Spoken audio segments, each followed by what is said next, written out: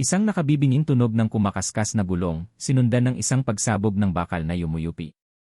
Napatalon si Erica Santos mula sa kanyang kinaupuan sa likod ng counter ng kanyang maliit na kainan. Ang puso niya, na kanina lang ay mabigat dahil sa laman ng text message sa kanyang luma at basag na cellphone, ay biglang kumabog na parang gustong kumawala sa kanyang dibdib. Ma'am Erica, last warning na po ito. Kung hindi po kayo makakabayad bukas, mapipilitan na po kaming kunin ang pwesto. Ang mga salitang iyon ay umalingaw sa kanyang isipan, kasabay ng tunog ng karambola sa labas. Napatingin siya sa kahon ng pera. Barya at ilang gusot na 20 piso lang ang laman. Hindi sapat. Kailan may hindi naging sapat? Diyos ko, ano na naman ito? Itinulak niya ang takot sa isang tabi. May nangangailangan ng tulong. Iyon ang mas mahalaga ngayon. Mabilis siyang lumabas ng kainan sa kanto ni Erica, at ang kanyang mga mata ay nanlaki sa tanawing bumungad sa kanya. Isang itim at kumikinang na kotse, na halatang nagkakahalaga ng higit pa sa lahat ng ari-arian niya, ay wasak ang harapan at nakasalpok sa isang post ng kuryente. Umuusok ang makina. Ang amoy ng gasolina at nasusunog na goma ay tumusok sa kanyang ilong. Nagkakagulo na ang mga tao, pero karamihan ay nakatingin lang, takot lumapit. Mayroong kumukuha ng video gamit ang kanilang mga cellphone. Pero walang gumagalaw para tumulong. Tulungan niyo! Baka sumabog yan, sigaw ng isang kapitbahay. Ang sigaw na yon ang nagpakilos kay Erica. Hindi niya ininda ang posibleng panganib. Tumakbo siya palapit sa kotse. Sa loob, sa driver's seat, ay may isang lalaki. Nakasubsob ang ulo nito sa manibela. Nakasuot ito ng mamahaling damit kahit na ngayon ay may bahid na ng dugo at dumi. Sinubukan niyang buksan ang pinto pero nakajam ito. Sa kaunting lakas na natitira sa kanya, buong puwersa niyang hinila ito. Sa wakas, bumigay ang pinto. Maingat niyang inalalayan ang ulo ng lalaki. Nang mayangat niya ito, napasinghap siya. Kahit may sugat sa noo at may bahid ng dugo sa pisngi, hindi maitatago ang gwapo nitong mukha. Isang mukhang hindi nababagay sa kanilang simpleng bayan sa Laguna. Isang mukhang parang galing sa pabalat ng isang magasin. Pero ang mga mata nito ang nakakuha ng kanyang pansin. Nakabukas ang mga ito, nakatingin sa kawalan. Blanko. Walang emosyon. Parang isang manikang nabasag. Sir. Sir, okay lang po kayo? Tanong ni Erica, tinatapik-tapik ang pisngi nito. Walang sagot. Isang ungol lang ang kumawala sa mga labi nito. Kailangan natin siyang ilabas dito, sigaw ni Erica sa mga usisero. Sa wakas, may ilang kalalakihan na lumapit para tumulong. Magkatuwang nilang inilabas ang lalaki mula sa kotse ilang sandali bago tuluyang nagliyab ang unahan nito. Dinala nila ang lalaki sa loob ng kainan ni Erica at maingat na inihiga sa isang mahabang bangko. Kumuha si Erica ng maliit niyang first aid kit sa ilalim ng counter, nanginginig pa rin ang mga kamay. Pinilit niyang pakalmahin ang sarili. Tubig, kumuha kayo ng tubig, utos niya sa isa sa mga tumulong. Habang nililinis niya ang sugat sa noo ng lalaki gamit ang bulak at betadine, hindi niya maiwasang pagmasdan ito ng malapitan. Makinis ang balat maliban sa mga galos. Ang mga kamay nito, kahit marumi na ngayon, ay halatang hindi sanay sa mabibigat na gawain. May suot itong relo na mukhang mas mahal pa sa buong laman ng kanyang kainan. Ang amoy ng mamahaling pabango ay nanunuot pa rin. Kahit nababahiran na ng dugo at alikabok. Isang malaking kontradiksyon sa simpleng kapaligiran ng kanyang karinderya. Dahan-dahan itong gumalaw. Iminulat nito ang mga mata at tumingin sa paligid, litong-lito. Ang blankong tingin kanina ay napalitan ng halatang pagkalito at takot. Nasaan ako? Tanong nito, ang boses ay mahina at paos. Nasa kainan ko po kayo, sir. Naaksidente po kayo, malumanay na sagot ni Erica. Huwag po kayong masyadong gumalaw, baka lalo pong sumakit ang ulo nyo. Umupo ang lalaki, pilit na inaalala ang nangyari, pero isang matalim na kirot sa kanyang ulo ang pumigil sa kanya. Napahawak siya dito. Wala akong maalala. Gutom po ba kayo? Tanong ni Erica, sinusubukang ibahin ang usapan para hindi ito masyadong mag-isip. Ipaghahanda ko po kayo ng mainit na sabaw para bumalik ang lakas nyo. Tumango lang ang lalaki, tila ipinaubaya na ang sarili sa kabaitan ng dalaga. Mabilis na naghanda si Erica ng isang mangkok ng mainit na manok na tinola. Habang kumakain ang lalaki, tahimik lang siyang pinagmamasdan ng mga taong nakikiusyoso pa rin sa loob. Nang maubos nito ang sabaw, tila bahagyang bumalik ang kulay sa mukha nito. Ngayon, kailangan na ni Eric ang harapin ang hindi komportableng parte. Sir, pasensya na po, simula niya, maingat sa bawat salita. Kailangan ko po sanang malaman kung paano kayo matutulungan. May wallet po ba kayo o cellphone para matawagan natin ang pamilya nyo? Doon nagsimulang kapain ng lalaki ang kanyang mga bulsa. Una sa pantalon tapos sa kanyang coat. Ang pagkalito sa mukha niya ay dahan-dahang napalitan ng pag-aalala at ngayon ng matinding pagkataranta. Wala-wala dito ang wallet ko. Ang cellphone ko Sa isang sulok, narinig ni Erica ang bulungan. Nako, Erica. Modus yan, sabi ni Aling Maritz, ang numero unong tsismosa sa kanilang kanto. Nagpapanggap lang yan na naaksidente para makakain ng libre. Na, segunda ng isa pa. Sinadya yang iwanan ang wallet para wala siyang pambayad. Mag-ingat ka, baka mamaya manakawan ka pa niyan. Namula ang mukha ni Erica, hindi dahil sa lalaki, kundi dahil sa kahihiyan at inis sa mga kapitbahay. Hinarap niya ang mga ito. Aling Maritz, tumulong na lang po tayo imbes na manghusga. Kawawa na nga po yung tao. Bumalik ang tingin niya sa lalaki, na ngayon ay nakayuko, halatang narinig ang lahat ng pinag-uusapan. Nakita ni Erica ang hiya sa mga mata nito. Bumigat ang kanyang dibdib. Inisip niya ang text message kanina, ang kakarampot na laman ng kanyang kahon ng pera. Pero nang tumingin siya sa kaawa-awang kalagayan ng lalaki, nanaig ang kanyang puso. Huminga siya ng malalim. Lumapit siya sa kahon ng pera, kinuha ang ilang baryang natitira sa sarili niyang bulsa, at inihulog ito sa kahon. Isang malungkot na kalansing ang narinig. Sige na po, sir. Ako na po ang bahala, sabi niya sa lalaki, isang pilit na ngiti sa kanyang mga labi. Huwag niyo na pong isipin yon. Naghintay si Erica hanggang sa unti-unting nagsialisan ang mga tsismosa, nag-iwan ng mga mapanghusgang tingin. Nang sila na lang dalawa ang natira sa katahimikan ng kainan, muli siyang lumapit. Sir, kailangan po nating malaman kung sino kayo para maiuwi namin kayo, sabi niya sa pinakamalumanay niyang boses. Ano po ba ang pangalan niyo? Iniangat ng lalaki ang kanyang mukha. Tumingin ito ng diretsyo sa mga mata ni Erica, at sa unang pagkakataon, nakita niya ang purong takot at kawalan ng pag-asa doon. Nagtagal ng ilang segundo ang katahimikan bago ito sumagot sa isang boses na basag at halos pabulong. Hindi ko alam. Hindi ko alam. Ang mga salitang iyon ay tila isinabit sa hangin, mabigat at puno ng kawalan. Ang lalaking walang pangalan ay nakatingin sa babaeng nagligtas sa kanya, at sa mga mata nito ay nakita niya ang isang bagay na mas masakit pa sa panghuhusga ng mga tsismosa kanina, awa. Isang dalisay na awa na tumagos sa kanyang puso. Hindi siya umimik. Pinanood lang niya si Erica na magbuntong hininga, ang mga balikat nito ay tila lalong bumigat. Inakala niyang itataboy na siya nito, iiwan sa labas para harapin ang gabing walang kasiguraduhan. Pero hindi. Sa halip, kumuha ito ng unan at isang manipis na kumot mula sa isang maliit na kabinet.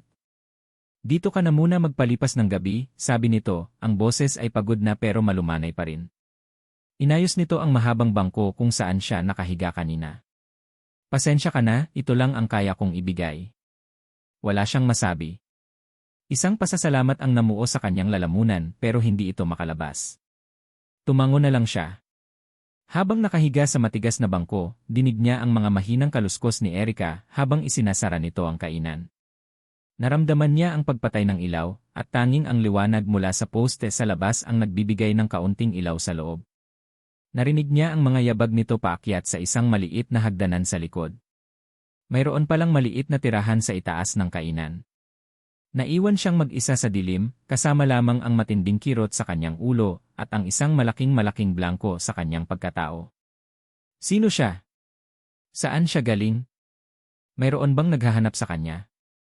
Ang mga tanong ay parang mga multo na bumabagabag sa kanya hanggang sa siya ay makatulog.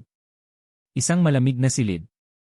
Ang kislap ng isang diamanteng singsing sa ibabaw ng isang lamisang gawa sa salamin. Isang boses ng babae, matigas at puno ng otoridad. Hindi mo naiintindihan, Angelo. Ito ay para sa ikabubuti mo. Para sa kumpanya. Ang pakiramdam na sinasakal, na parang ang mga pader ay papalapit ng papalapit. Ang manibela ng kotse sa kanyang mga kamay. Ang bilis. Ang desperadong pagnanais na makatakas. Huwag. Napabalikwas siya ng bangon, habol ang kanyang hininga at pawis na pawis. Ang kanyang puso ay kumakabog ng napakabilis. Nanatili siyang nakaupo sa dilim, pinipilit na unawain ang mga imaheng sumagi sa kanyang isipan. Angelo. Iyon ba ang pangalan niya? Ang boses ng babae pamilyar, pero hindi niya matukoy kung kanino. Isang ilaw ang bumukas mula sa itaas, at narinig niya ang nagmamadaling mga yabag ni Erica pababa ng hagdan. Anong nangyari? Okay ka lang ba? Tanong nito, halata ang pag-aalala sa boses. Nakita niya ang anino nito sa dilim, at sa hindi maipaliwanag na dahilan, ang presensya nito ay nagbigay sa kanya ng kaunting kapanatagan. Masamang panaginip lang, sagot niya, sinubukang pakalmahin ang kanyang boses. Lumapit ito at iniabot sa kanya ang isang baso ng tubig. Madalas yan sa mga taong naaksidente. Huwag mong piliting alalahanin ang lahat. Umupo ito sa isang silya sa tapat niya, pinapanatili ang kaunting distansya. Sa liwanag ng buwan na tumatagos sa bintana, nakita niya ang pagod sa mukha nito. Naramdaman niya ang isang matinding hiya. Siya ang dahilan kung bakit ito nagising. Isa siyang pabigat. Pasensya na sa abala, sabi niya. Hindi dapat ako dito. Aalis na ako bukas ng umaga. Umiling si Erica. At saan ka pupunta? Ni hindi mo alam ang pangalan mo. Magpahinga ka muna. Bukas, pupunta tayo sa barangay, baka may makatulong sa atin doon. Kinabukasan, gaya ng sinabi nito, sinamahan siya ni Erica sa barangay hall. Pero walang nakakakilala sa kanya. Walang nawawalang tao na tumutugma sa kanyang itsura. Para siyang isang multo na bigla na lang sumulpot sa kanilang bayan. Pagbalik nila sa kainan, ang bigat sa balikat niya ay mas lalo pang tumindi. Nakita niya si Erica na nakatingin sa kanyang mga libro ng utang, ang noon nito ay kulubot sa pag-aalala. Ayaw niyang maging isa pa sa mga problema nito. Gusto kong magtrabaho, bigla niyang sabi. Napatingala si Erica, nagulat. Ano?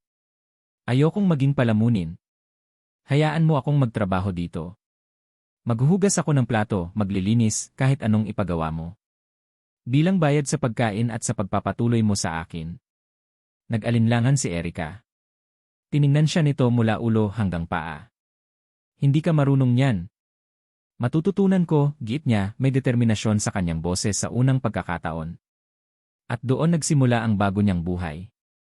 Ang mga kamay niyang dati sanay lang siguro humawak ng ballpen o manibela ng mamahaling kotse, ay natutong humawak ng basahan at magkuskos ng mga kaldero. Sa unang araw, nakabasag siya ng 3 plato. Sa halip na magalit, isang maliit na tawa lang ang kumawala sa mga labi ni Erica bago siya nito tinuruan ng tamang paraan ng paghuhugas. Dahan-dahan lang kasi, sabi nito, ang ngiti ay abot sa mga mata.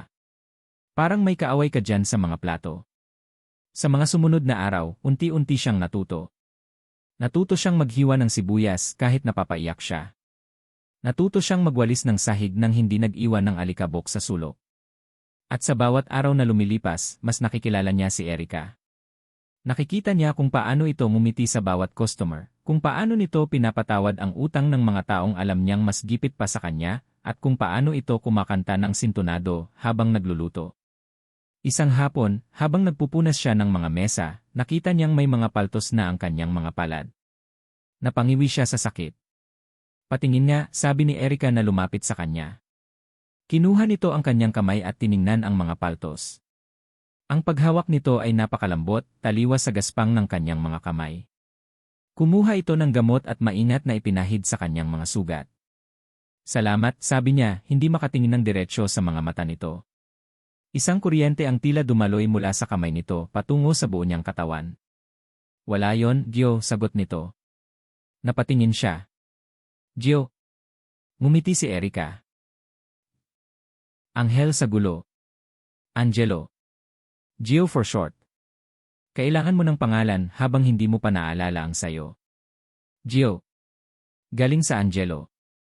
Ang pangalan sa kanyang panaginip. Isang ngiti ang sumilay sa kanyang mga labi. Sa unang pagkakataon sa loob ng maraming araw, naramdaman niyang hindi siya isang blankong espasyo. Mayroon na siyang pangalan kahit pansamantala lang. Salamat. Erica. Nagkatitigan sila at sa sandaling iyon, tila huminto ang mundo sa loob ng maliit na kainan. Ang ingay ng mga sasakyan sa labas ay nawala. Tanging ang tibok ng kanilang mga puso ang kanilang naririnig. Isang koneksyon ang nabuo, isang bagay na puro at totoo, hindi nababahiran ng nakaraan na hindi niya maalala. Hahawakan na sana niya ang kamay nito nang isang tunog ang pumutol sa kanilang sandali. Ang tunog ng isang makinang hindi pamilyar sa kanya. Mula sa bintana, pareho nilang nakita ang pagparada ng isang itim at makintab na sedan sa tapat ng kainan. Isang kotse na sumisigaw ng yaman at kapangyarihan. Isang kotse na halatang hindi nababagay sa kanilang lugar. Bumukas ang pinto sa likuran, at isang pares ng sapatos na stiletto na nagkakahalaga siguro ng isang buwang kita ng kainan ang unang lumabas. Sumunod ang isang babae, matikas ang tindig, nakasuot ng isang eleganteng bestida, at malalaking itim na salamin na tumatakip sa kalahati ng kanyang mukha. Ang babae ay tumingin ng diretsyo sa loob ng kainan, ang kanyang tingin ay tila tumatagos sa salamin.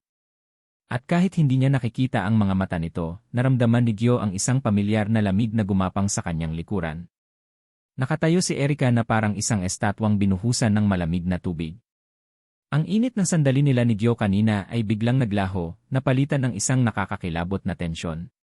Pinanood niyang bumaba mula sa itim na kotse ang babaeng may tindig ng isang reyna. Ang bawat hakbang nito palapit sa pinto ng kanyang hamak na kainan ay tila isang mabagal na paghatol. Pumasok ito sa loob, at kasabay ng pagpasok nito ay ang pagpasok ng amoy ng isang pabangong hindi pa naamoy ni Erika sa buong buhay niya. Isang amoy na sumisigaw ng yaman at kapangyarihan. Inalis ng babae ang kanyang salamin, at bumungad kay Erika ang isang pares ng matang matatalim at mapanuri. Tiningnan nito ang buong paligid, ang mga simpleng mesang kahoy, ang mga naninilaw na pader, ang mga nakasabit na palamuti na may halatang pagkadiri. Hindi nagsalita ang babae. Ang mga mata nito ay hindi man lang dumapo sa kanya. Sa halip, dumiretso ang tingin nito sa lalaking nakatayo sa tabi niya. Ang lalaking kilala niya bilang si Gio. Isang matigas na ngalan ang bumasag sa katahimikan. Angelo! Napatigagal si Erika. Napatingin siya kay Gio. Ang mukha nito ay biglang namutla. Ang mga mata nito, na kanina lang ay puno ng namumuong pagtingin para sa kanya, ay ngayon ay puno ng pagkalito at sakit. Napahawak ito sa kanyang ulo, napangiwi na parang may 1,000 karayom na sabay-sabay tumusok sa kanyang isipan. Angelo, bulong nito, ang pangalan ay tila dayuhan sa sarili nitong mga labi. Stop this foolishness and come home, malamig na utos ng babae. You have caused enough trouble. The board is waiting. Your fiance is worried sick. Fiance? Ang salitang iyon ay tumama kay Erika na parang isang malakas na sampal. Napaurong siya ng isang hakbang, lumalayo kay Gio, na para bang ito ay biglang naging apoy na nakakapaso. Tinignan niya ang lalaking tinulungan niya, pinakain, at pinatuloy sa kanyang tahanan. Ang lalaking pinagtiwalaan niya. Ang lahat ng maliliit na piraso ng palaisipan ay biglang nabuo sa kanyang isipan. Ang mamahaling kotse. Ang mga damit. Ang kutis na hindi nasisikatan ng araw. Ang kawalan ng kaalaman sa mga gawaing bahay. Hindi siya isang simpleng taong na aksidente. Isa siyang. Sino po kayo? Lakas loob na tanong ni Erika sa babae, kahit na ang puso niya ay halos lumabas na sa kanyang lalamunan. Noon lang siya tiningnan ng babae. Isang tingin na puno ng paghamak. I am Donna Victoria Ledesma. And this, sabi nito, ituturo si Gio, is my son. Angelo Ledesma. The soul heir to the Ledesma Corporation. Ledesma. Ang pangalan ay pamilyar. Isang pangalan na nababasa niya sa mga dyaryo, nakikita sa mga balita sa RIE, isa sa mga pinakamayayamang pamilya sa buong Pilipinas. Isang malamig na pakiramdam ang gumapang sa buong katawan ni Erika. Ang sahig sa ilalim ng kanyang mga paa ay tila gumuho. Ang lahat ng kabaitan na ipinakita niya, ang lahat ng pag-aalala, ang bawat sandali ng namuong pagtitinginan lahat ng iyon ay nabahiran ngayon ng isang mapait na katotohanan. Niloko siya. Tumingin siya kay Angelo, na ngayon ay nakatingin din sa kanya, ang mukha ay puno ng pagsusumamo. Pero hindi na si Gio ang nakikita ni Erika. Ang nakikita niya ay isang estranghero. Isang bilyonaryong nagpanggap na kaawa-awa. Isang lalaking hinayaan siyang magmukhang tanga sa harap ng buong bayan. Isang lalaking mayaman na mayaman, pero hinayaan siyang magbayad para sa isang mangkok ng tinola gamit ang mga huling barya sa kanyang bulsa. Ang hiya ay parang lason na kumalat sa kanyang sistema. Sumunod ang galit. Isang galit na nag-aalab, pinapatay ang anumang bakas ng awa na natitira sa kanyang puso. Now that you know who he is, sabi ni Donna Victoria, na tila nababasa ang bawat emosyon sa kanyang mukha, I'm sure you understand that he doesn't belong here. Kumuha ito ng isang maliit na checkbook mula sa kanyang mamahaling bag, kumuha rin ito ng isang pluma. I will compensate you for your troubles. Iniabot nito ang isang blankong tseke kay Erica. Magkano ka ba? Isulat mo lang ang presyo mo para sa pag-aalaga sa anak ko at para sa paglimot na nakilala mo siya. Ang mga salitang iyon ang huling patak na nagpaapaw sa kanyang galit. Tumingin si Erica sa tseke, pagkatapos ay sa mukha ni Donna Victoria, at sa wakas, kay Angelo, na ngayon ay umaawat. Mom, stop it. Pero huli na. Kinuha ni Erica ang tseke. Ang kanyang mga kamay ay nanginginig sa matinding galit. Tiningnan niya si Donna Victoria sa mata, ang kanyang sariling mga mata ay nag-apoy. Hindi po nabibili ng pera ang lahat ng bagay, ma'am, sabi niya, ang boses niya ay mababa ngunit matatag. At sa harap ng dalawa, dahan-dahan niyang pinunit ang tseke. Una sa gitna, pagkatapos ay muli, at muli, hanggang sa maging maliliit na piraso na lang ito. Binitawan niya ang mga piraso ng papel, at ang mga ito ay parang mga puting paru-paro na dahan-dahang bumagsak sa maruming sahig ng kanyang kainan. Isang nakabibinging katahimikan ang namayani. Ang mukha ni Donna Victoria ay nagdilim sa galit. Si Angelo ay nakatingin sa kanya, gulat at may halong paghanga. Umalis na po kayo, sabi ni Erica, hindi na inaalis ang kanyang tingin kay Donna Victoria. Tumayo ng matuwid si Donna Victoria, inayos ang kanyang damit. You will regret this, sabi nito bago tumalikod at naglakad palabas. Naiwan silang dalawa ni Angelo sa loob. Ang katahimikan sa pagitan nila ay mas mabigat pa kaysa kanina. Erica, let me explain, simula ni Angelo, lumalapit sa kanya. Pero hindi na siya si Erica na nakilala nito. Huwag, putol niya, ang boses ay malamig na parang yelo. Tumalikod siya at naglakad papunta sa sulok kung saan nakalagay ang ilang damit na ipinahiram niya kay Gio. Kinuha niya ang mga ito at isinilid sa isang supot. Walang pag-aalinlangan. Walang emosyon. Nang matapos, hinarap niya ito at iniabot ang supot. Umalis ka na. Erica, please, ang mga naramdaman ko lahat yon totoo, pagsusumamo nito, ang mga mata ay puno ng sakit. Pero ang puso ni Erica ay sarado na. Isang pader ng hiya at galit ang itinayo niya sa paligid nito. Ang pangalan mo ay Angelo Ledesma. Mayaman ka. May finance ka na. Hindi ka nababagay dito. Kaya umalis ka na. Ang bawat salita ay parang isang patalim na itinarak niya hindi lang sa puso nito, kundi pati na rin sa sarili niya. Tumalikod siya at naglakad papunta sa pinto, binuksan ito. Hudyat na tapos na ang usapan. Narinig niya ang mabigat na paghinga nito sa kanyang likuran. Pagkatapos ng ilang sandali ng pag-aalinlangan, narinig niya ang mabagal nitong mga yabag papalabas. Hindi siya lumingon hanggang sa marinig niya ang pagsara ng pinto ng mamahaling kotse at ang pag-andar ng makina nito palayo. Nang mag-isa na lang siya, doon bumigay ang kanyang mga tuhod. Napasandal siya sa pinto at dahan-dahang napaupo sa sahig. Doon, sa gitna ng katahimikan ng kanyang kainan, sa gitna ng mga pinilas na piraso ng tseke, isang butil ng luha ang pumatak mula sa kanyang mata. Sinundan ito ng isa pa, hanggang sa ang tahimik na pag-iyak ay naging isang hagulgol ng nasaktang puso at nawasak na tiwala. Ang pagsara ng pinto ng kainan ay tila isang malakas na kulog na yumanig sa buong pagkatao ni Angelo Ledesma. Ang mga salitang, umalis ka na, ay paulit-ulit na umalingaw sa kanyang isipan, mas masakit pa kaysa sa pumipintig na kirot sa kanyang ulo. Dinala siya ng kanyang mga paa pabalik sa kotse, kung saan naghihintay ang kanyang ina, si Donna Victoria Ledesma, na may isang ngiti ng tagumpay sa mga labi. Pumasok siya sa loob. Ang lamig ng aircon at ang amoy ng katad ay tila sumasakal sa kanya. Ito ang mundo niya, pero sa isang iglap, naging napakadayuhan ito. Ayan, tapos na ang problema, sabi ni Donna Victoria habang umaandar ang sasakyan, papalayo sa tanging lugar kung saan naramdaman niyang siya ay si Gio at hindi si Angelo Ledesma. She's just a distraction. Bukas na bukas, kakausapin mo si Isabel at ang pamilya niya. We will proceed with the engagement party as planned. Ang mga alaala ay bumabalik na sa kanya ng paunti-unti, ang pressure mula sa board, ang mukha ng kanyang fiancé na si Isabel, ang bigat ng pangalang Ledesma. Ito ang mga bagay na tinakasan niya. Pero ngayon may isa pang bagay na mas mahalaga. Isang mukha. Ang mukha ni Erica habang pinupunasan nito ang mga paltos sa kanyang kamay. Ang ngiti nito nang tawagin siyang Gyo. Ang mga matang puno ng sakit at galit kanina lang. Hindi, mariin niyang sabi. Natigilan si Donna Victoria. Anong sabi mo? Sabi ko, hindi, ulit niya, mas malakas ngayon. Hinarap niya ang kanyang ina, ang determinasyon ay nagsisimulang pumalit sa sakit na kanyang nararamdaman. Hindi totoo ang sinabi mo, Mom. Hindi siya ganoon. At hindi ako sasama sa kahit anong engagement party. Isang sarkastikong tawa ang kumawala sa kanyang ina. Angelo, huwag kang maging bata. Alam nating pareho kung paano gumagana ang mundo. People like her see people like us as winning lottery tickets.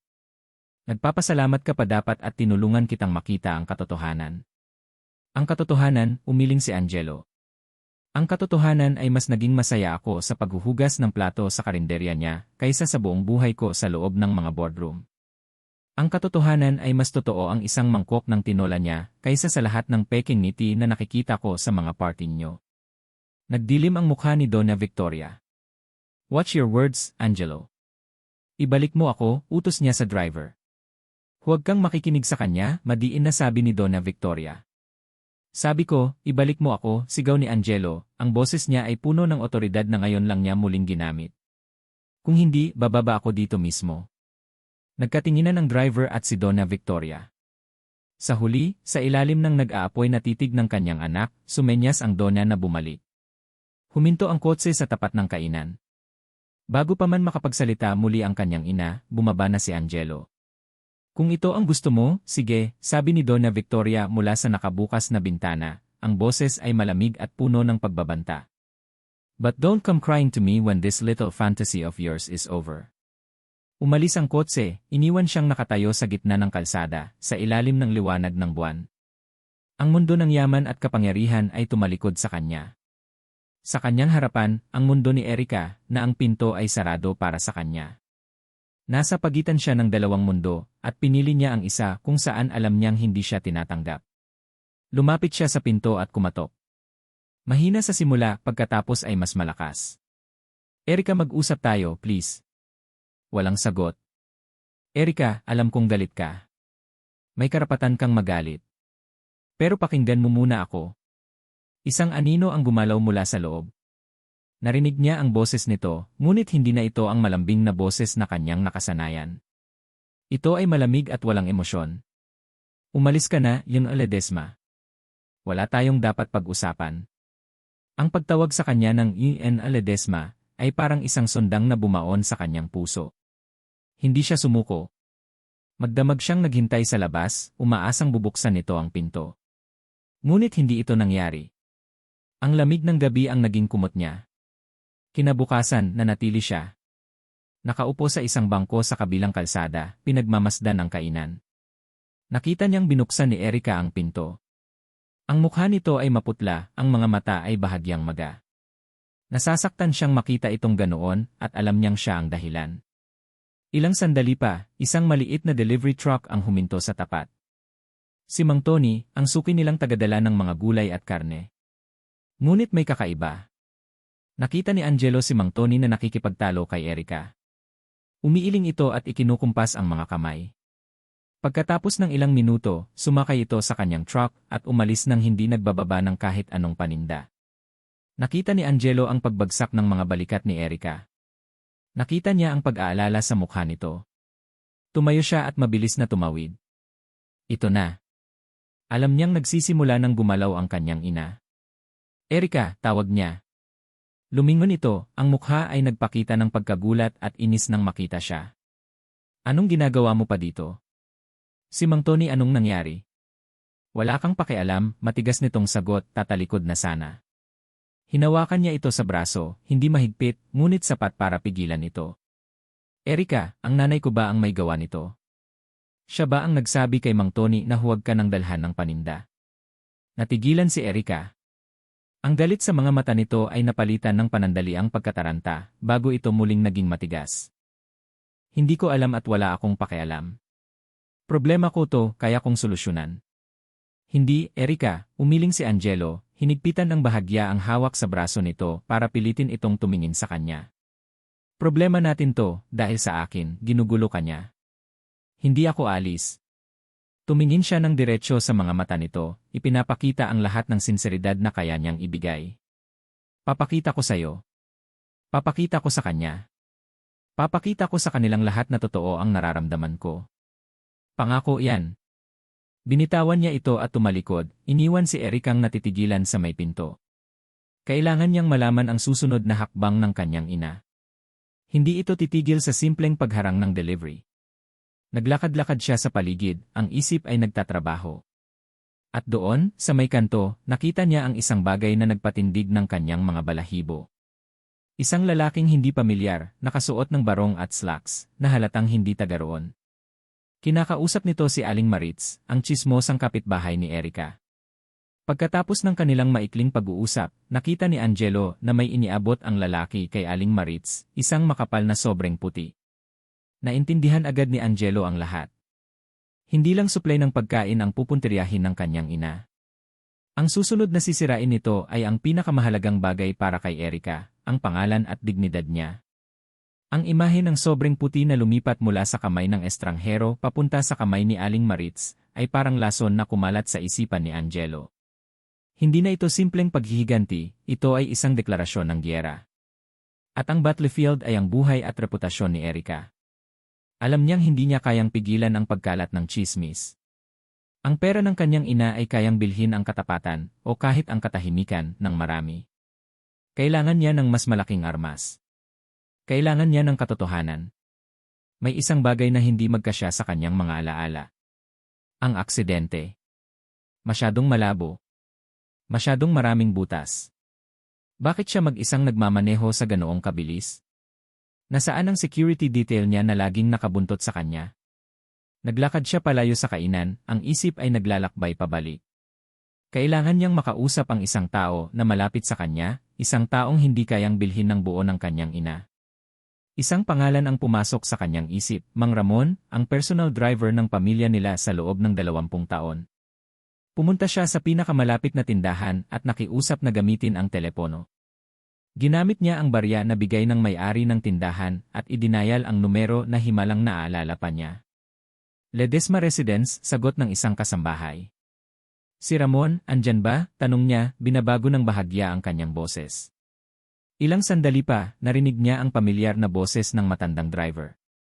Hello. Mang Ramon, si Angelo to. Isang sandali ng katahimikan. Sir Angelo. Diyos ko, sir. Saan po kayo? Nag-aalala po kami lahat. Lalo na po ang mommy nyo. May mali sa boses ni Mang Ramon. May halong gulat, pero mayroon ding takot. Isang takot na sinusubukang itago. Mang Ramon, kailangan ko pong malaman ang totoo, diretsahang sabi ni Angelo. Ano po ba talaga ang nangyari noong araw ng aksidente ko? Sir, na aksidente po kayo. Nag-skid daw po ang kotse nyo. Huwag yan ang sabihin mo sa akin, Mang Ramon. Kilala kita. Nasaan ka noong araw na yon? Bakit hindi ikaw ang nagda-drive para sa akin? Muling katahimikan. Narinig ni Angelo ang mabigat na paghinga ng matanda sa kabilang linya. Sir, pinagbawalan po ako ng mommy nyo na sabihin kahit kanino. Sabihin ang ano, giit ni Angelo, ang pasensya niya ay nauubos na. Sir, noong araw na yon tumakas po kayo. Papunta na po sana kayo sa engagement announcement nyo kay Maam Isabel nang bigla na lang po kayong umalis. Galit na galit po si Maam Victoria. Inutusan niya po kami ako at ang 2 bagong security na hanapin kayo at iwi, by any means necessary. Yun po ang eksaktong salita niya. At anong nangyari? Tanong ni Angelo, ang puso niya ay nagsisimulang kumabog ng mabilis. Nakita po namin kayo sa highway, mabilis po ang takbo nyo. Sinubukan po naming habulin para harangan pero nawalan po kayo ng kontrol sa manibela. Ang boses ni Mang Ramon ay nanginginig na. Sir, kasunod nyo lang po kami nang mangyari ang aksidente. Nanlamig ang buong katawan ni Angelo. Andyan kayo? Andyan kayo noong bumangga ako? Oo po, sir. Isang imahe ang biglang pumasok sa kanyang isipan. Isang alaala na nakabaon sa pinakamalalim na sulok ng kanyang utak. Ang tunog ng nababasag na salamin. Ang sakit. At isang boses na hindi boses ng mga taga na yon. Diyos ko! Tignan niyo ang nangyari. Anong gagawin natin? Buhay pa ba siya? Hayaan niyo siya, kailangan natin umalis. Pag nalaman to ni Maam, tayong lahat ang mananagot. Sabihin na lang nating nakita natin siyang ganito na. Ang boses na yon. Ang boses na yon na nag-utos sa kanila na iwanan siya. Pamilyar. Mang Ramon, sabi ni Angelo, ang boses niya ay mapanganib na kalmado. Sino ang kasama mo? Sino ang nagsabing iwanan ako? Sir. Yung bagong head ng security po. At anong sinabi niyo kay Mommy? Isang mahabang katahimikan. At pagkatapos, ang katotohanang yumanig sa mundo ni Angelo. Sir, hindi po alam ni Maam Victoria na nandoon kami. Ang alam niya lang po ay natagpuan namin kayo na naaksidente na. Itinago po namin ang katotohanan sa kanya dahil sa takot. Ang lahat ay biglang luminaw. Ang galit ng kanyang ina. Ang desperasyon nitong makuha siya pabalik. Hindi lang ito dahil sa kumpanya o sa engagement. Ito ay dahil sa guilt. Nagsinungaling ang mga tauhan niya. Hindi nila sinabi na ang utos niyang i-by any means necessary ang posibleng naging dahilan ng kanyang aksidente. Hindi nila sinabi na iniwan nila siyang halos mamatay na sa gilid ng kalsada. Ang kanyang ina, sa paniniwalang isa lamang itong simpleng aksidente, ay nag-aalala, ngunit hindi niya alam ang buong bigat ng sitwasyon. Ang galit nito kay Erica ay hindi lang dahil sa pagiging hadlang nito, kundi dahil sa pagiging saksi nito sa isang bagay na gusto nitong kalimutan. Ang aksidente. Ang pagkukulang niya bilang isang ina. Salamat, Mang Ramon, sabi ni Angelo, ang boses ay walang emosyon. Ibinaba niya ang telepono. Ang kanyang mga kamay ay nakakuyom ng mahigpit. Ang galit niya ay hindi na lang para sa kanyang ina. Ito ay para sa isang sistema na binuo sa kasinungalingan at takot. Isang sistema na halos pumatay sa kanya at ngayon ay naninira sa nag-iisang taong nagpakita sa kanya ng tunay na kabutihan. Hindi na siya nag-aksaya ng oras. Kailangan niyang sabihin kay Erica ang lahat. Siya lang ang makakaintindi. Siya lang ang kailangan niyang pagkatiwalaan ngayon. Kinuha niya ang kanyang cellphone, ang luma at basag na cellphone na ipinahiram sa kanya ni Erica bago mangyari ang gulo. Kailangan niyang tawagan ang kanyang ina. Nagring ito ng ilang beses bago sumagot. Angelo. Where are you? Umuwi ka na.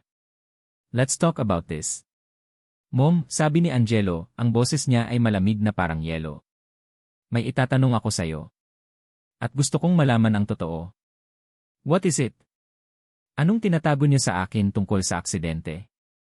Isang nakabibinging katahimikan ang sumagot sa kanya.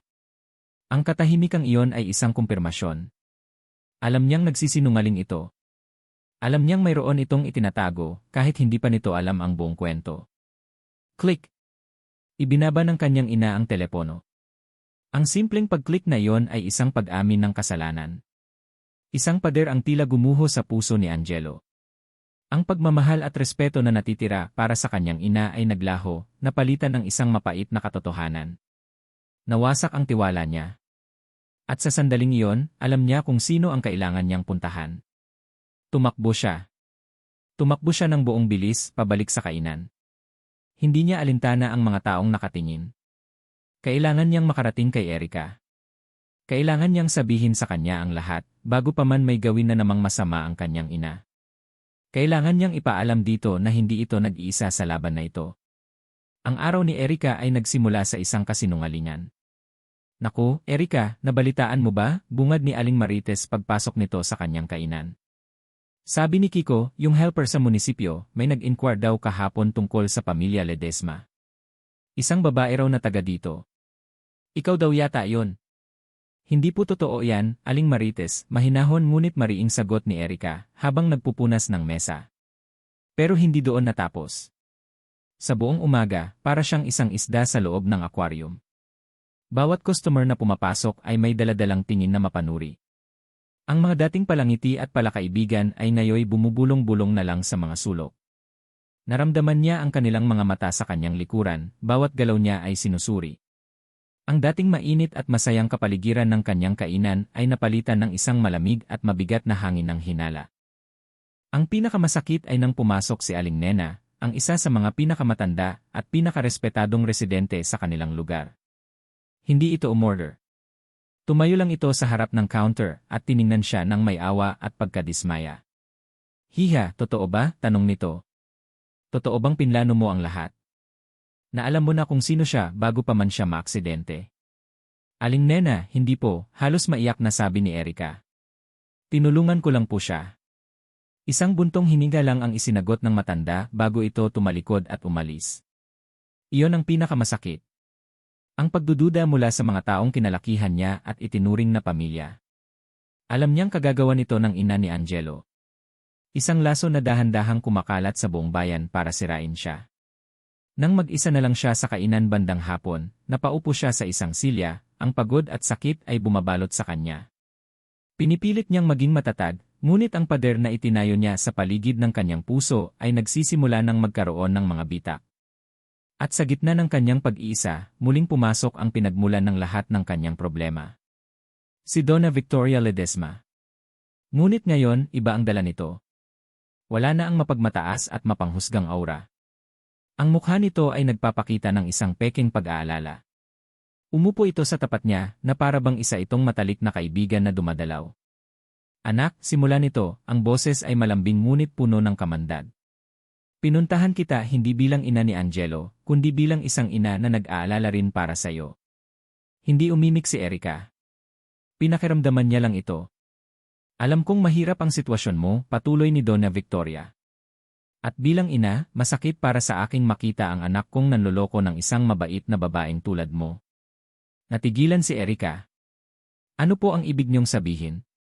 Isang malungkot na ngiti ang gumuhit sa mga labi ni Donna Victoria. Inilapag nito sa mesa ang isang mamahaling leather-bound folder. Binuksan niya ito. Noong una, akala ko ikaw ang may masamang balak. I'm sorry. Pero napag-alaman ko ang katotohanan.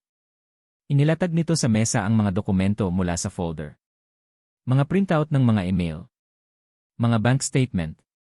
Ang puso ni Erica ay nagsimulang kumabog. Ang anak ko si Angelo may problema siya, sabi ni Donna Victoria, ang boses ay puno ng peking paghati. He's a gambler. Malaki ang utang niya. Itong aksidente hindi ito simple. Umiiwas siya sa mga pinagkakautangan niya. At ikaw ang nakita niyang solusyon. Hindi totoo yan, bulong ni Erica, ngunit ang kanyang mga mata ay hindi maalis sa mga dokumentong nasa harap niya. Mga ebidensya na si Angelo ay naglilipat ng malalaking halaga ng pera sa mga online casino. At ito pa, Hija, sabi ng matanda, inilalabas ang isang maliit na digital recorder. Pinindot nito ang play. Isang boses ang narinig ni Erica. Boses ni Angelo. O boses na kamukhang-kamukha nito. Madali lang to, isang probinsya ng madaling mauto. Kapag nakuha ko na ang tiwala niya, gagamitin ko ang lugar niya para pagtaguan. Kapag malamig na ang sitwasyon, iiwan ko na lang siya. Kawawa naman pero kailangan. Parang isang bombang sumabog sa loob ng kanyang ulo. Ang bawat salita ay parang bubog na tumutusok sa kanyang puso. Iyan ay peke, sabi niya, kahit na ang kanyang sariling boses ay nagdududa na. Masyadong totoo. Masyadong malinaw. Ina, akala ko iba ka. Akala ko matalino ka, sabi ni Donna Victoria, ang boses ay nagbabalik na sa dati nitong lamig. Pero mukhang nabulag ka ng pag-ibig. O marahil ng pera.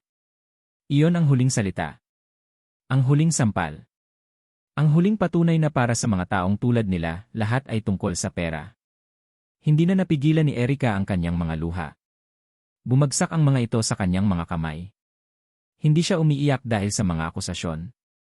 Umiiyak siya dahil sa isang mas masakit na katotohanan, naniwala siya.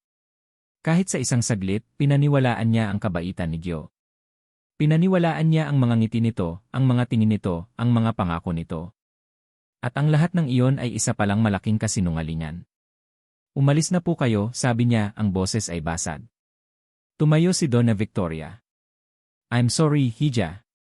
Ginagawa ko lang ito para iligtas ka sa mas malaking sakit. Tanggapin mo na lang ang katotohanan. Iniwan nito ang folder sa mesa at tumalikod, nag-iwan ng isang wasak na Erica. Nakatitig lang si Erica sa mga dokumento, ang kanyang mga luha ay pumapatak sa mga pekeng papel. Ang pagmamahal na nagsimulang mamuo sa kanyang puso ay napalitan ng isang mapait na pagkasuklam. Pagkasuklam hindi lang para kay Angelo, kundi para sa sarili niya. Dahil nagpakatanga siya. Ilang minuto ang lumipas nang marinig niya ang isang pamilyar na boses na sumisigaw ng kanyang pangalan mula sa labas. Erika! Ang boses na yon. Ang boses na nagdulot sa kanya ng kilig noon ay nagdulot na ngayon ng matinding sakit. Bumukas ang pinto at pumasok si Angelo, hingal na hingal, ang mukha ay puno ng isang bagay na hindi na kayang basahin ni Erika. Pag-asa. Pagsusumamo. Hindi na niya alam. Hindi na niya gustong alamin. Nang makita nito ang folder sa mesa at ang luha sa kanyang mga mata, natigilan ito. Erika, anong nangyari? Dahan-dahang tumayo si Erika.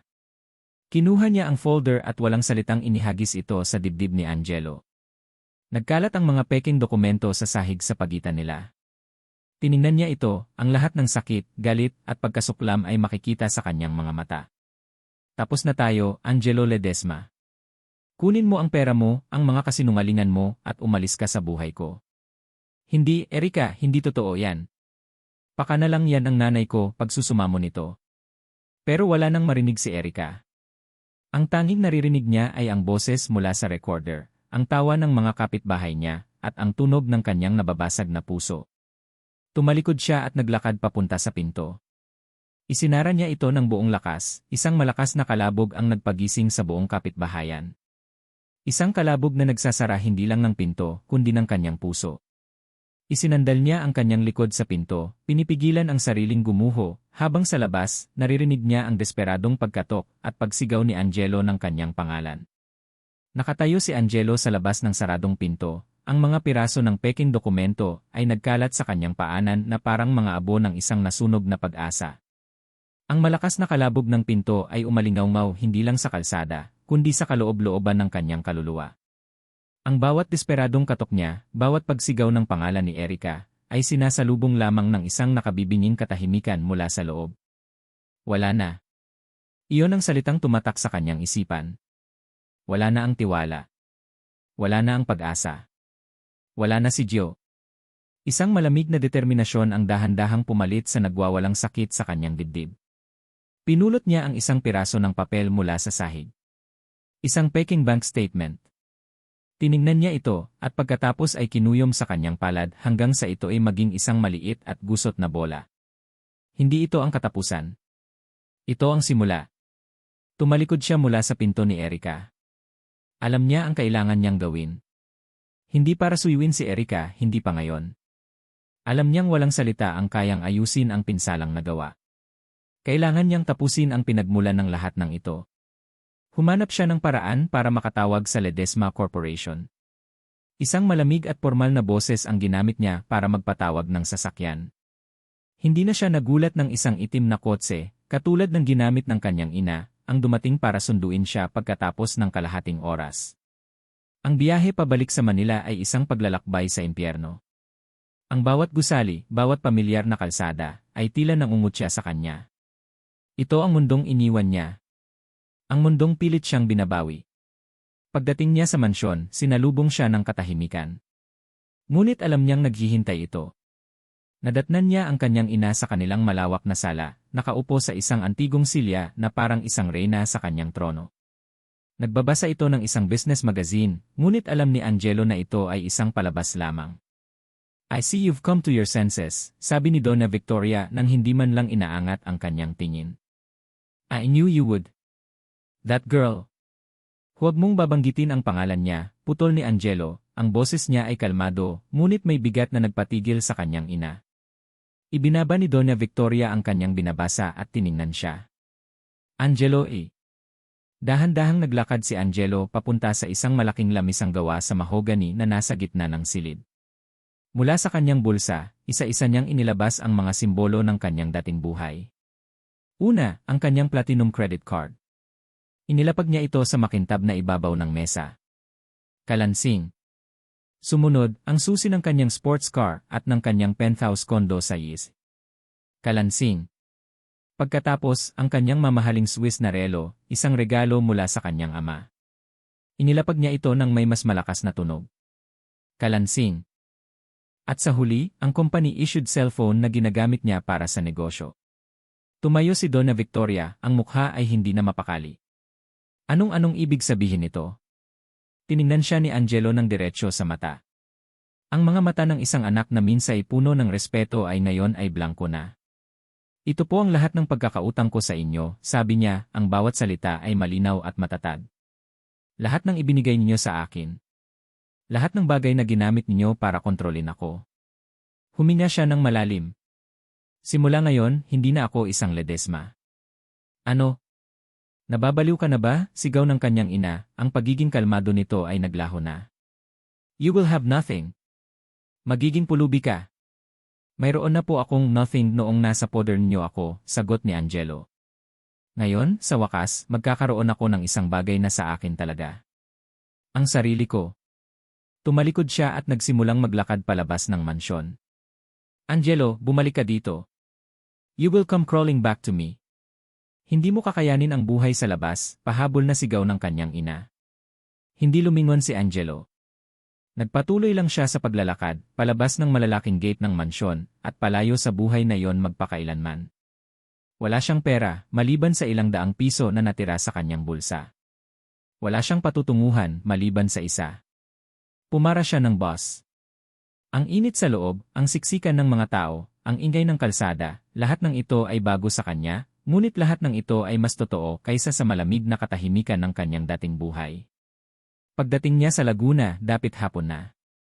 Ang pagod at gutom ay nagsisimula ng manakit sa kanyang katawan, ngunit hindi niya ito ininda. May isa lang siyang layunin. Hindi siya dumiretso sa kainan ni Erica. Alam niyang hindi pa siya handa. Alam niyang hindi pa handa si Erica. Sa halip, naglakad siya sa paligid ng bayan, naghahanap. Malapit sa kainan, may isang maliit na construction site. Nagtatayo sila ng isang bagong gusali. Nilapitan niya ang foreman. Nangangailangan po ba kayo ng tao? Tanong niya.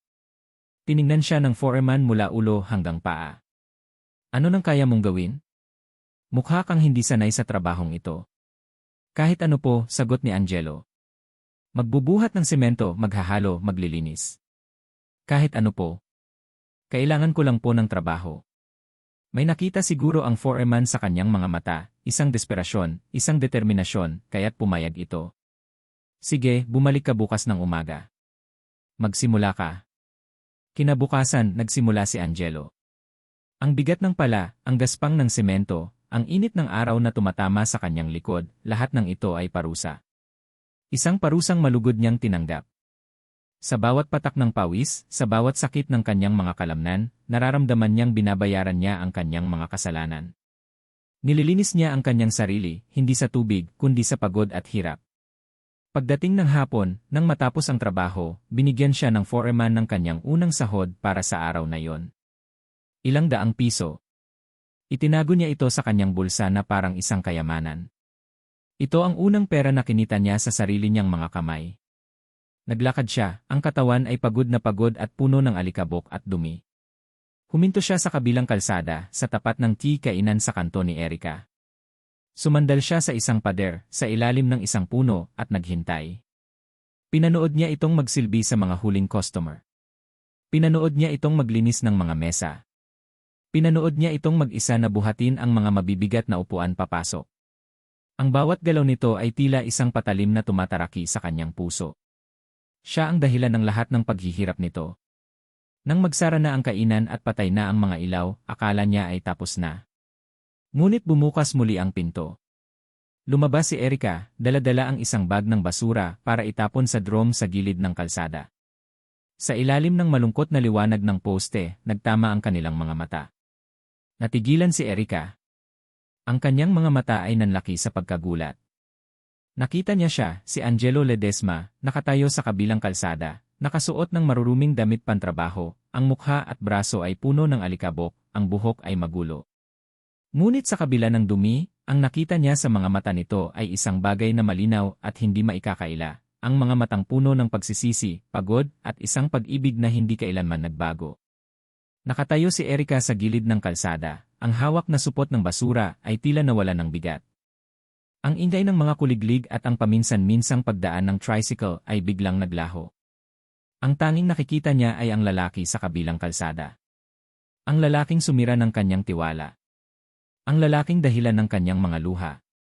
Ngunit ang lalaking nakatayo roon ngayon ay hindi ang mayaman at aroganteng si Angelo Ledesma na huli niyang nakita. Ito ay si Gio. Ang kanyang Gio. Pagod, marumi at wasak.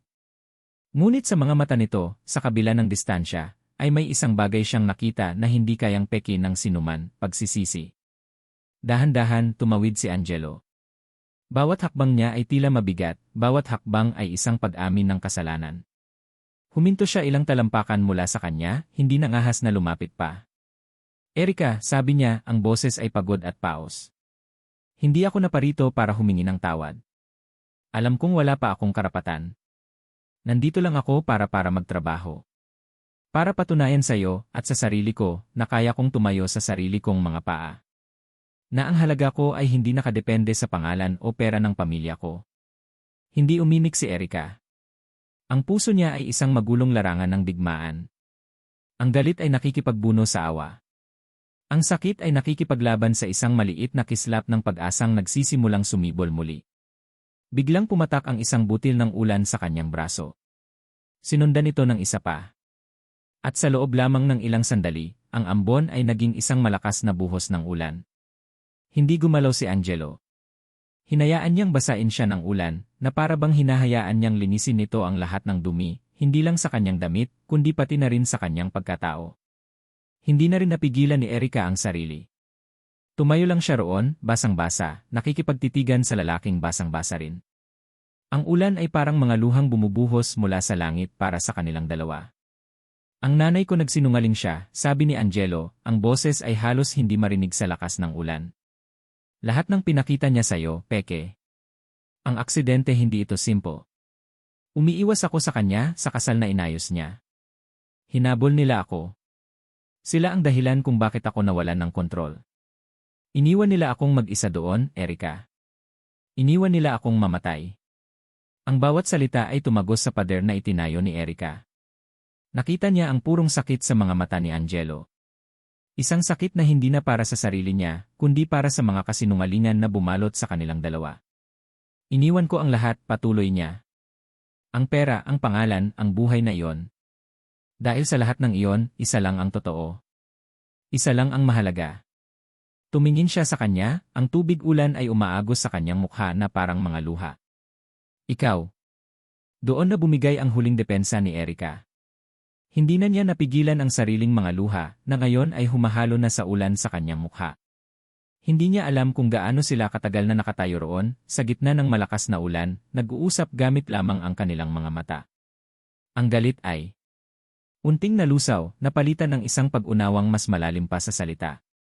Sa huli, si Erika ang unang gumalaw. Tumalikod siya at naglakad pabalik sa pinto ng kanyang kainan. Sandali siyang huminto, ang kamay ay nasa doorknob. Narinig niya ang katahimikan sa kanyang likuran, ang paghinto ng pag-asa sa panig ni Angelo. Lumingon siya. Pumasok ka, sabi niya, ang boses ay mahina ngunit sapat na para marinig sa kabila ng ulan. Baka magkasakit ka. Iyon lang. Iyon lang ang kailangan ni Angelo. Ang simpleng imbitasyon na iyon ay mas mahalaga pa kaysa sa lahat ng yaman na iniwan niya. Dahan-dahan siyang sumunod kay Erika papasok sa kainan, nag-iwan ng mga basang baka sa sahig. Isinara ni Erika ang pinto, isinasara rin ang pinto sa kanilang masalimuot na nakaraan at nagbubukas ng isang pahina para sa isang bagong simula. Ilang taon ang lumipas. Ang amoy ng bagong saing na kanin at ginigisang bawang ang gumising kay Angelo. Iminulat niya ang kanyang mga mata at mumiti. Ito ang paborito niyang alarm clock sa buong mundo. Bumangon siya mula sa kama at lumabas ng kanilang kwarto. Ang maliit na apartment sa itaas ng kainan ay pinalitan na ng isang simpleng bahay na may maliit na hardin. Naabutan niya si Erika sa kusina, abala sa paghahanda ng almusal. Ang kainan sa kanto ni Erika ay hindi na lang isa. Sa tulong ng kaalaman ni Angelo sa negosyo at sa walang kapantay na sarap ng luto ni Erika, mayroon na silang 3 branch sa mga kalapit na bayan. Hindi sila kasing yaman ng mga Ledesma, pero ang buhay nila ay masagana at puno ng pagmamahal. Lumapit siya sa likod nito at niyakap ito. Good morning, Ilra Ledesma, bulong niya sa tainga nito. Humarap si Erica, isang matamis na ngiti sa kanyang mga labi. Good morning, Ima Ledesma. Ang tatlong maliliit na Ledesma ay gising na. Sabay silang napatingin sa sala, kung saan ang kanilang 3 taong gulang na triplets, 2 lalaki at 1 babae, ay naglalaro na. Sila ang 3 biyaya. Ang 3 simbolo ng kanilang pag-ibig na nagtagumpay. Nag-aalmusal sila sa kanilang maliit na hardin nang may isang itim na kotse, hindi na ang lumanyang sedan kundi isang mas simpleng sasakyan, ang huminto sa tapat ng kanilang gate.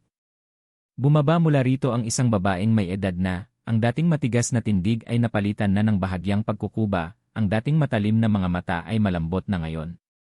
Si Donna Victoria. Pagkatapos ng mahabang panahon ng katahimikan at pagmamatigas, dahan-dahan itong natutong tanggapin ang katotohanan. Ang kaligayahan ng kanyang anak ay hindi matatagpuan sa pera, kundi sa simpleng buhay na pinili nito. Ang unang hakbang ay isang tawag sa telepono noong kaarawan ni Angelo.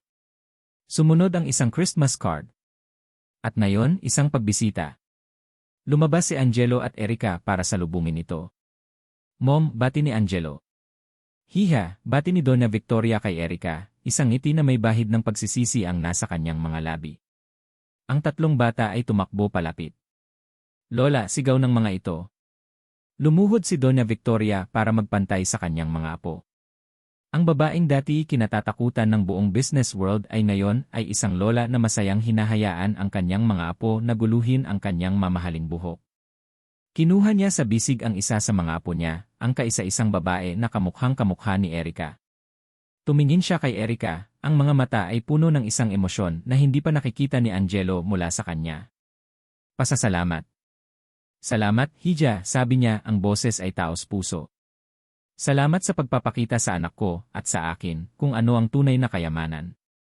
Ngumiti si Erica at hinawakan ang kamay ng matanda. Welcome po sa aming pamilya, Mommy. Habang pinapanood ni Angelo ang kanyang ina, ang kanyang asawa, at ang kanilang mga anak na magkakasamang nagtatawanan sa ilalim ng araw, naramdaman niya ang isang kumpletong kapayapaan.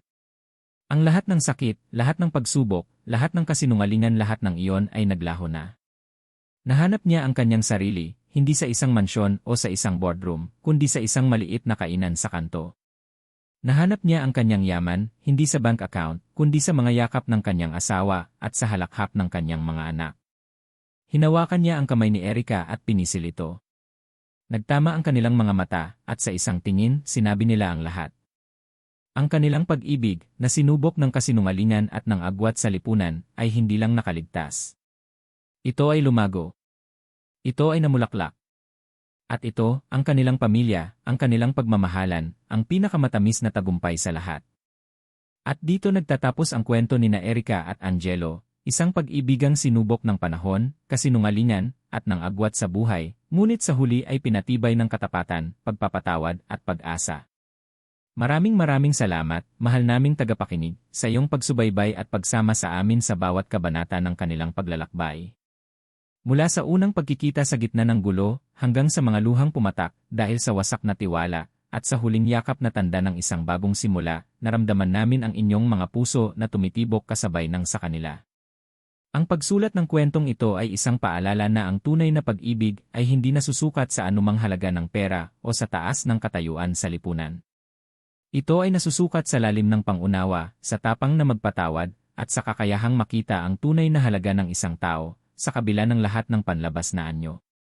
Naway ang kwento ni na Erica at Gio ay mag-iwan sa inyo ng inspirasyon, na sa kabila ng mga pagsubok at sakit, laging may puwang para sa paghilom at laging may naghihintay na bagong umaga.